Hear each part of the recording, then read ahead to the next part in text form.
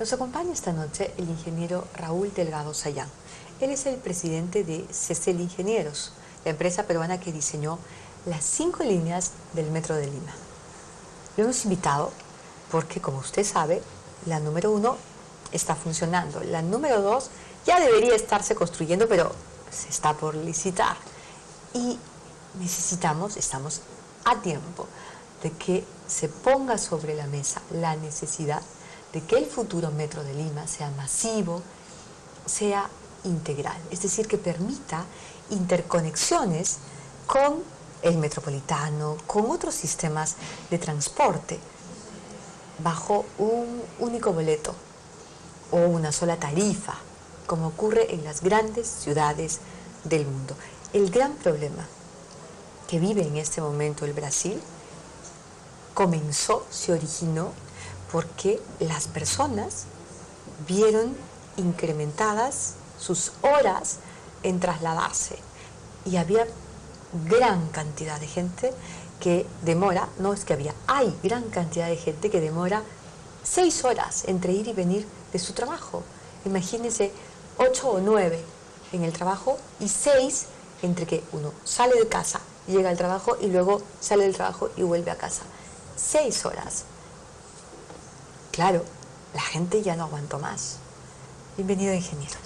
Gracias por estar aquí. Encantado de estar contigo, Cecilia. ¿Cuántas horas nos demoramos en Lima entre ir y venir de nuestro trabajo en promedio? Sí, el promedio es entre 3,5 y 4 horas.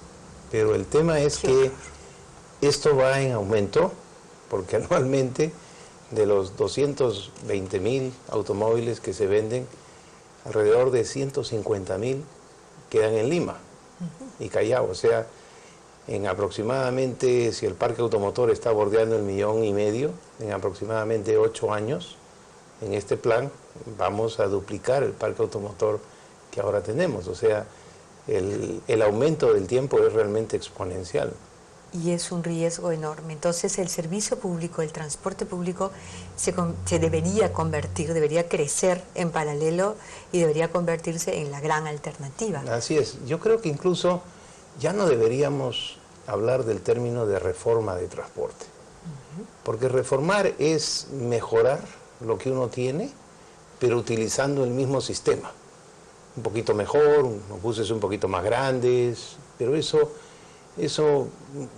prohibir doblar a la izquierda, semaforización, eso no nos va a solucionar el problema. Nos va a hacer sentir mejor, como un mejoral o una cosa así de vez en cuando, paliativo, pero no va a resolver el problema. Por eso que nosotros estamos más bien postulando la gran transformación, y eso no tiene ninguna connotación política, la gran transformación del sistema de transporte público y privado, porque nos afecta a los privados también. ¿Esto qué cosa quiere decir? Esto quiere decir que tenemos que cambiar el modo totalmente de concebir el transporte. En lugar de esa tendencia que hemos ido hacia la microatomización del transporte, pasar a unidades chiquitas cada vez más, ir hacia el concepto de la macro, del transporte masivo, como es en las principales ciudades. Mira, Cecilia, Lima y Callao, que en realidad es un solo conjunto urbanístico, es la 34 ciudad en el mundo en población. Y es la 23 ciudad en el mundo en densidad, en la mayoría de sus distritos de habitantes por kilómetro cuadrado. En el mundo en este momento hay 155 ciudades que tienen sistema de metro operando. Y nosotros somos la 34 y recién estamos comenzando. La regla general es que cuando una ciudad supera los 2 millones de habitantes, cosa que nosotros tuvimos en los años 60, ahí es cuando comienza a construirse el sistema de transporte masivo. O cuando superas los 8,000 habitantes por kilómetro cuadrado en la mayoría de tus distritos. En la mayoría de nuestros distritos populosos estamos por 30,000 habitantes por kilómetro cuadrado en densidad. Y obviamente todos saben que estamos en 9 millones y no en los 2 millones. O sea, lo que tenemos es un cáncer que no podemos solucionarlo ni siquiera con quimioterapia, nada. Tenemos que entrar a una medida radical de transformación total de transporte y concebirlo así. O sea, podemos tener el automóvil, Pero el sistema de transporte público va a ser tan eficiente cuando tengamos construidas las 5 líneas y los 6 corredores que diseñamos, va a ser tan eficiente que toda la ciudad va a estar servida y uno se va a sentir más cómodo dejando el automóvil en casa los días laborables. O en ciertos lugares, ¿no es cierto? En zonas menos congestionadas. Así es. ¿Qué es lo que se tiene que hacer ahora que deberían licitarse ya la línea 2? Bueno, la 1 ya está. O sea, la 1 está prácticamente en servicio, aunque no eficientemente como debiera ser. ¿Por qué? Porque los trenes están ahí en el garaje, no están saliendo, están guardados. Nadie entiende por qué, pero están guardados. Es un conflicto burocrático. Sí, es un tema burocrático que tiene 11 trenes modernos de última generación guardados en los talleres y solamente 5 que son los antiguos que están operando. Pero en fin, yo me imagino que eso lo van a solucionar pronto. Ya la primera línea con sus 24 kilómetros está operando en el tramo 1, el tramo 2 está en ejecución muy rápidamente y confiamos en que en julio del próximo año debe estar operando. Entonces tenemos ya un vínculo norte-sur que une los 2 distritos más populosos de la ciudad de Lima y del país, Villa El Salvador y San Juan del Lurigancho, ¿no? Están conectados con el centro de Lima. La 2 es la que viene desde Ate, de la municipalidad de Ate. Ahí tenemos un pequeño gráfico, la que está en color rojo. La 1 es la que estaba hablando anteriormente. Claro, esto es muy esquemático, ¿no? La 1 está en color azul. En color azul. La que está en color rojo será la línea 2, que irá desde Ate en un ramal hasta la punta o al puerto del Callao. Y la 4, que es la otra que está en naranja. La 4, y después te voy a decir por qué la menciono primero, la 4 va desde La Molina hasta, bueno, corre por todo lo que es la avenida Canadá, Canevaro, entra por Salaberry, después entra por la avenida Pershing, entra por la Marina, y cuando se junta con Elmer Fawcett, dobla y se dirige al Callao en dirección al aeropuerto y a luego a las 200 millas.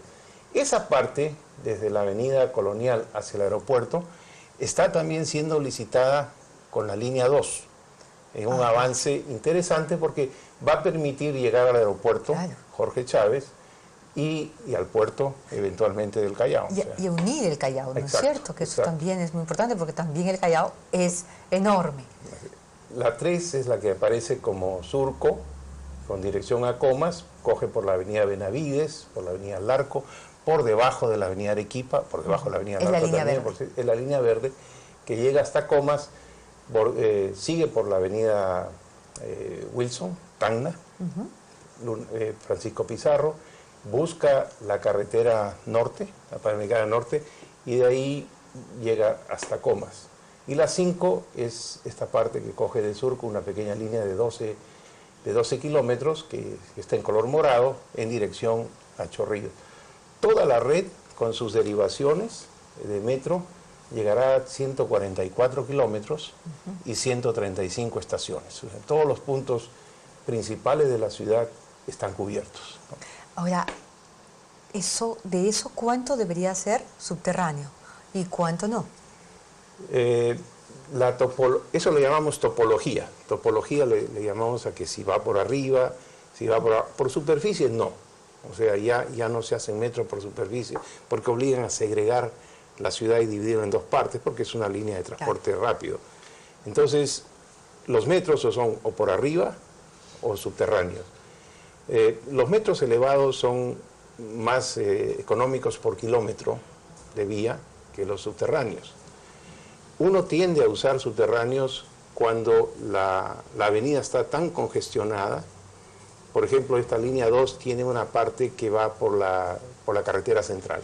Entonces yo no me imagino una carretera central poniendo un poste en el centro y anulando una avenida de tráfico. No, ya no se podrá pasar nunca más, ¿no? Así es, tengo que ir por abajo. Porque ya es un infierno. Ya es un infierno. Ya es un infierno. Entonces tengo que ir por abajo. Cuando atravieso el centro de la ciudad, también tengo que ir por abajo. En algún momento profundo, porque por ejemplo tengo que cruzar la vía expresa por debajo.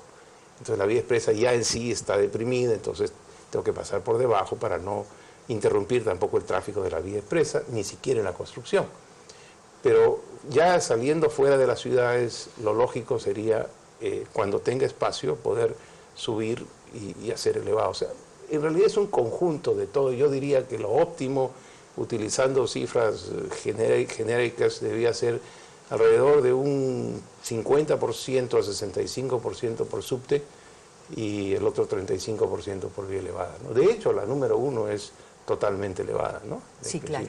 Es la que conocemos. Sí, es la que conocemos, así es, así es. ¿Por qué se estaría retrasando la número 2? Porque ya debería haberse licitado. Sí, fíjate, las 5 líneas están en posibilidad de ser licitadas a como modernamente se ejecutan, que es el modelo de concurso-oferta, donde uno ya tiene los trazos. Los trazos están aprobados por el Decreto Supremo 059 desde diciembre del año 2010, ¿no? Un regalo de Navidad, dicho sea de paso, diciembre del año 2010, porque fue justo el día anterior a la Navidad. Esos trazos están ya definidos, lo cual es un gran avance, porque eso ya institucionaliza e incluso hace conocer a las otras autoridades municipales por dónde van a ir las líneas de metro, de manera que ellos pueden hacer sus obras municipales, pero teniendo en cuenta de respetar el derecho de vía de lo que va a ser una futura línea de metro. Entonces, ahí está, por ejemplo, esta es una vista interesante porque en color rojo, ahí sí ya sobre un plano de la ciudad de Lima, ya no esquemáticamente, están los trazados de las 5 líneas de metro. El metro es rojo y las líneas de buses complementarios, o sea, aquellos corredores que debieran ser para ocupar los espacios intermedios y también que convertirían el transporte en integral, ¿no es cierto? Esas están en color azul. Y es tan grande una red casi como la otra, porque la red en rojo son 144 kilómetros y la red en azul son 131 kilómetros, ¿no? Pero ahí, por ejemplo, tú notas que está integrado, quiere decir que con un solo boleto yo me puedo bajar de una modalidad de transporte y subir a la otra sin pagar. O sea, hoy por hoy nuestros compatriotas pagan a veces hasta 3 boletos para llegar a un sitio.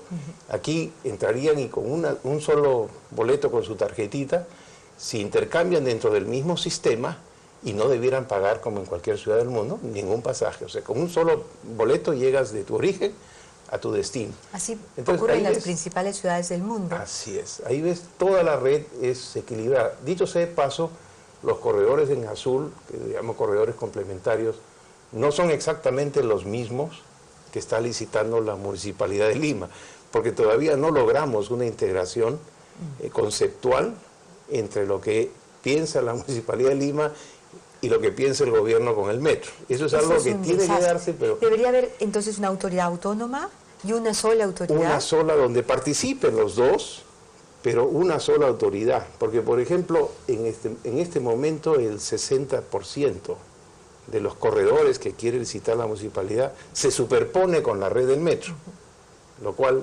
no es lo lógico. Yo creo que en algún momento van a tener que entrar en coordinación por el bien de la ciudad para poder hacer. Fíjate, lo curioso es que no lo hayan hecho todavía. Sí, pues, lo interesante es lo siguiente.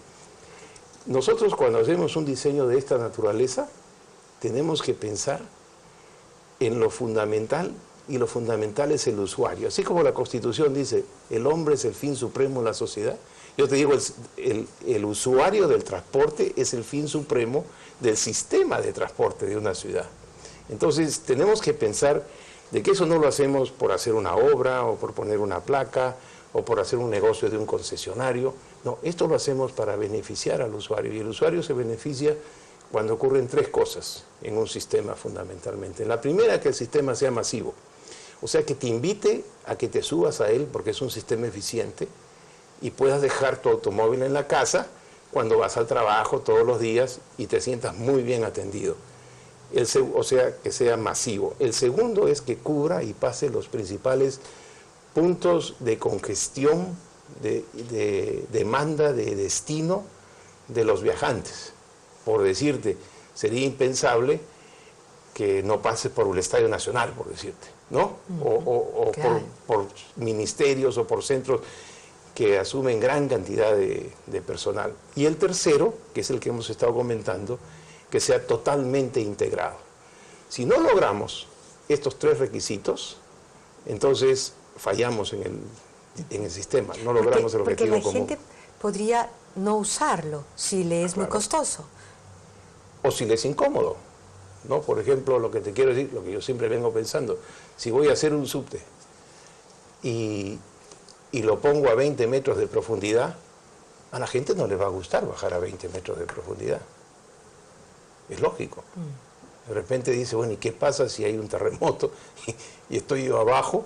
O por último, si se malogra la escalera mecánica, 20 metros de profundidad es como un sótano, un edificio con 8 sótanos. Entonces, no, es bastante profundo y el suelo de Lima no necesita de eso. Lo otro es que he escuchado que están pensando en hacer trenes sin operador, ¿no? Entonces, digo yo, un momentito, trenes sin operador, o sea, esos trenes sin piloto, básicamente, eso a la gente creo que no le va a gustar. El piloto automático famoso en este gobierno. En el mundo, te quiero dar una idea, en el mundo hay 590 líneas de metro funcionando, 590 líneas de metro. ¿Sabes cuántas líneas funcionan sin operador? ¿Cuántas? El 6%. El 6%, solamente el 6%, nada más. Ahora, otro dato que te puedo dar, en todo el continente americano, Norteamérica, Centroamérica y Sudamérica, ¿cuántas líneas crees que hay operando de metro en ciudades sin operador? No tengo idea. Una. ¿Una? En Vancouver. ¿Dónde?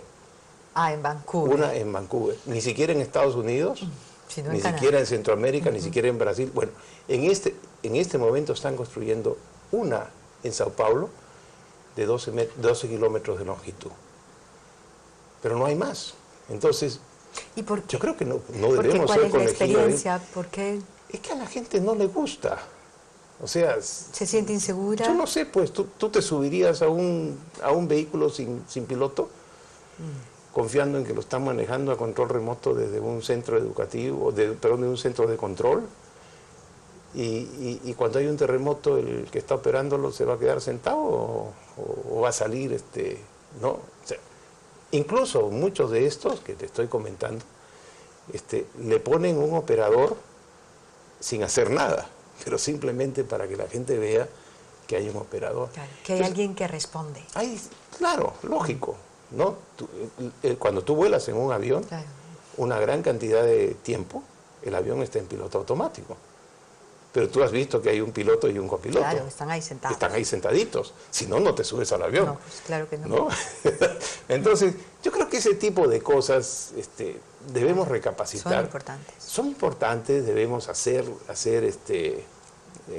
digamos, lo lógico. O sea, un poco no ser conejillo de Indias, de adelantos, entre comillas, tecnológicos. Hay que pensar en el usuario. Claro. Ser realista, ¿no? Al usuario le va a gustar eso, o el usuario quizás sí se sube y si tiene una cosa un poco más convencional como es en todo el mundo, y de repente no tan profunda, porque si le ponemos esos inconvenientes, de repente, aparte de todo lo que hemos gastado de dinero, el usuario dice, yo no voy aquí, levanto mi mano y sigo utilizando el sistema ineficiente, con lo cual no hemos ganado mucho. Lo que nosotros tenemos que lograr es que por decisión propia y porque le es eficiente y le es económico, el usuario se suba al sistema, porque el usuario es el que va a decidir. Nosotros por decreto no le podemos decir, súbete al metro. Y el metro debe ser eso, el metro es en realidad la única solución que puede sacarnos de este problema tremendo. Todos los días, en la mañana y en la tarde, 2,5 millones de compatriotas sufren este suplicio de demorarse entre 3 horas y media a 4 horas. 4 horas. ¿Qué cosa es 4 horas? 4 horas es la mitad de la jornada laboral. Es infame. Las pérdidas que hemos estimado y que nadie cuestiona por este efecto de congestión de tráfico llegan a ser $4,000 millones al año. ¿Te das cuenta de lo que eso significa? Que les traemos a la gente de sus bolsillos, por ineficiencia, $4,000 millones al año. Hemos convertido a Lima dentro del ominoso grupo del 10% de ciudades más contaminadas del mundo por emisiones de hidrocarburos al exterior. Si nosotros tuviéramos, creo que el gráfico ya lo sacaron, pero si nosotros tuviéramos todo ese sistema que te mostré de líneas azules y rojas, etcétera, los 16,5 millones de viajes, no sé si podemos regresar al tercero, Ahí está. el que era como una tortita. Si tuviéramos esto funcionando, todos estos 24, de estos 16 millones de viajes se dividirían de la siguiente forma. El metro tomaría el 35% de los viajes. El transporte de corredores de buses, 16% de los viajes. El transporte privado, que siempre hay, 24%. Y el resto del transporte público, para que se sientan tranquilos, los taxistas, los microbuseros, etcétera, siempre tomarían el 25% del transporte y ganarían mucho dinero, porque al no tener la congestión, claro, acuérdate que ellos negocian el pasaje, harían mucho más viajes y también harían viajes cortos. Podrían acercarte a la gente a los paraderos del metro, por ejemplo, con tarifa corta y una vueltita de apenas 1 kilómetro o 2 kilómetros, lo cual les potenciaría el negocio, como es en todo el mundo realmente. Como es en todo el mundo. Así es. Muchísimas gracias. Encantado. Encantado de visitarte. Ha sido muy interesante escucharlo, porque nuestra ciudad ya no da para más. No. Y la verdad es que suma riesgos, ¿no? Suma riesgos. Sobre todo esta condena de demorar tantas horas. Es un suplicio. En transportarnos. Es un suplicio. Ir al aeropuerto en este momento en Lima es algo realmente infernal. Sí. Encantado de visitarte. Muchísimas gracias. En cualquier momento. Por supuesto, vamos a requerirlo. Okay, muchísimas gracias. Vamos a la pausa, una pausa chiquita, y vamos a venir con Alonso Alegría. Vamos a hablar con este director de teatro, como es tan reputado, Alonso Alegría, sobre Bolognesi en Arica, su última obra. Nos va a hablar de Francisco Bolognesi. Estamos en el mes de Francisco Bolognesi. Volvemos.